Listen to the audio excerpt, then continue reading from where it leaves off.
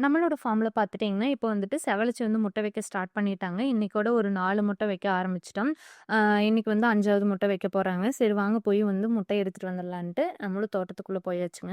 தோட்டத்துக்குள்ள போய் பார்த்துட்டா வந்துட்டு செவலச்சி இப்ப தான் முட்டை வைக்கிறதுக்கு வந்து அடைஞ்சிருக்கா. சரி முட்டை வச்சுட்டாளா இல்லையான்னு பார்க்கலாம் அப்படின்னு சொல்லிட்டு செவலச்சி எடுத்து பார்த்துட்டீங்கன்னா, அழகா வந்து முட்டைய வச்சுட்டாங்க.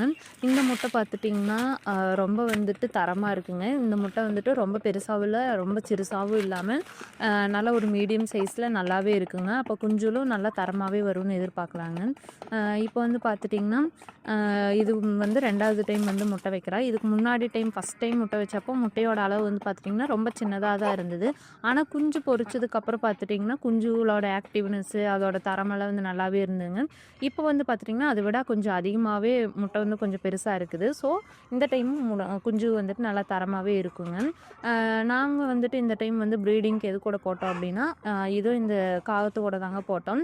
அ இந்த காகமும் இந்த காகமும் செவலச்சியும் தாங்க ப்ரீடிங் போட்டிருந்தோம். இப்போ இதுக்கு தான் வந்து வந்து முட்டை வச்சிருக்கா. ஸோ இவ இன்னும் எவ்வளோ முட்டை வைக்கிறா அப்படிங்கிறது வந்துட்டு நம்ம ஃபியூச்சர் அப்டேட்ல பார்க்கலாம். Thank you.